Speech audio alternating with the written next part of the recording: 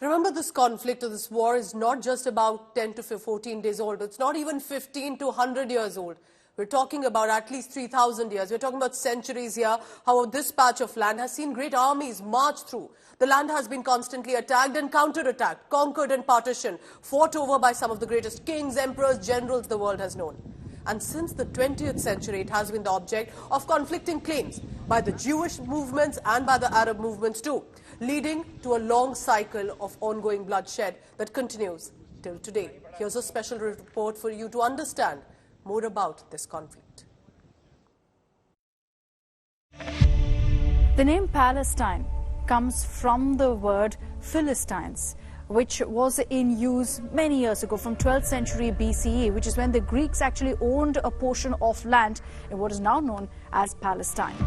Now, 1,000 years later, the Romans also used it when they, in fact, stretched their empire into what is now known as modern-day Syria. So for almost 2,000 years, the word Palestine wasn't used, and this despite the fact that it was very much in Arabic since the advent of Islam.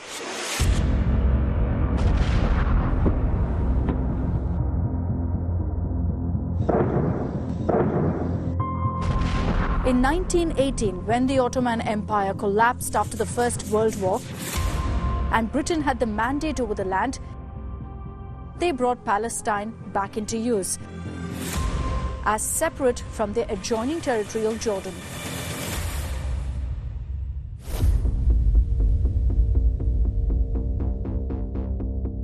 By this time, there was already a sense of conflict brewing between the Arabs and the Jews.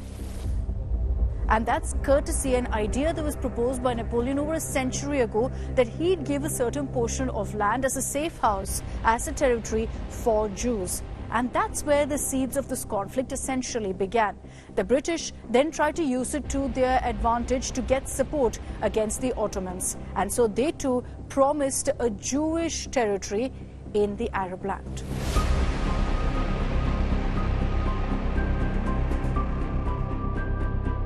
Palestine had become a distinct political entity for the first time in centuries. But they also realized one thing, that in this conflict between Palestinian Arabs and Palestinian Jews, the decision would be based on obviously the number with regards to the population and who owned more land. So that's why while the British were there, the region still saw this kind of a conflict playing out. The Jewish immigration was constant into this area. But despite that, the numbers were clearly skewed in favor of the Palestinian Arabs.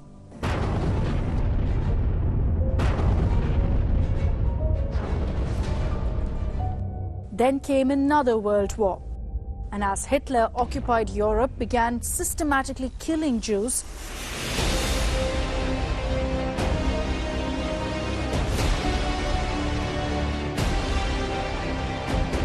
Palestine once again became the promised land where shiploads of Jewish refugees began arriving.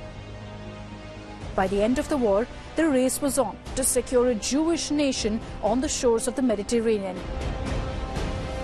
By this time, there were Jewish militias that had formed, and Arabs had started to arm in self-defense.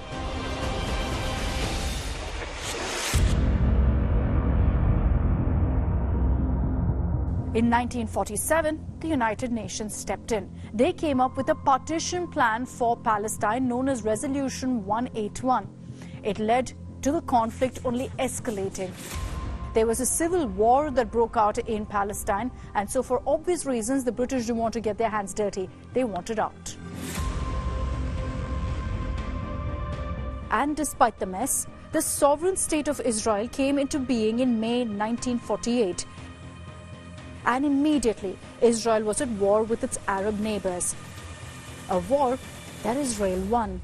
So by this time, the areas, the territories of Palestine and Israel were very clearly marked out and distinct. Palestine was West Bank and Gaza.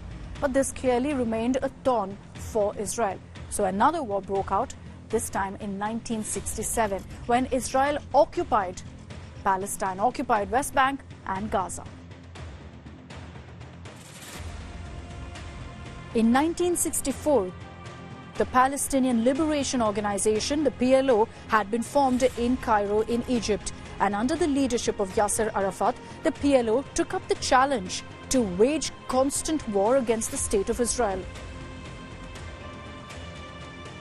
For the next 2.5 decades, the PLO continued to wage war against Israel.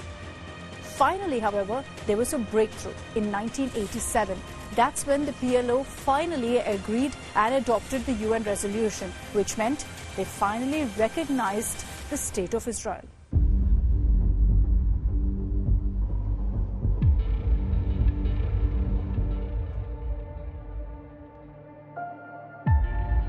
Matters improved and it seemed to be on the mend, but it was short-lived. By 2002, the region was again in terrible conflict. The second intifada or uprising had begun. In 2007, Israel imposed a blockade in Gaza. In 2008, Israel sent in its army into the Strip. A peace was brokered that lasted a mere 4 years. And Israel once again attacked Gaza in 2012 and once again in 2014 when bombs rained down on Gaza. A ceasefire was finally declared in August 2014. One that lasted till May 2021. And then for 11 days, there was no peace. Gunshots, arson and missiles turned this promised land into a war zone.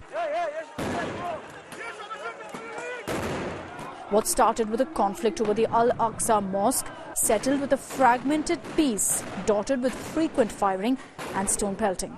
Till 7th October 2023, the day that war once again broke out in this region. The day that the cancer of Middle East once again turned this land into a boulevard of broken promises.